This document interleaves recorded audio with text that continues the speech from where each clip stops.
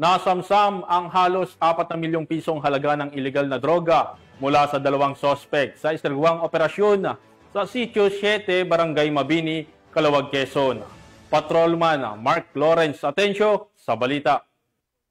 Dalawang individual sa isinagawang bypass operation ng operatiba ng Quezon Police Provincial Office sa Sitio 7, Barangay Mabini, Calawag, Quezon. Kinilala ang mga sospek na sina alias Atoy at alias Makmak, pawang mga residente ng Barangay Kalimpak, Ginyangan, Quezon. Nakumpiska mula sa sospek ang 187 grams na hinihinalang shabu na tinatayang nagkakahalaga ng mahigit 3.8 million, 250 grams na hinihinalang marijuana na nagkakahalaga ng mahigit 90,000, isang 1,000 bill na ginamit bilang bypass money, isang itim na sling bag, at isang Rusco multicab. Ang mga sospek ay naharap sa kasong paglabag sa Section 5 at 11, Article 2 ng Republic Act 9165 o Comprehensive Dangerous Drugs Act of 2002. Ang Quezon PNP ay determinado, walang takot at hindi kailanman mapapagod sa pagtupad ng tungkulin upang tiyakin ang kapayapaan at ligtas na komunidad. Mula dito sa Calabarzon, ako ang inyong Police News Network Correspondent,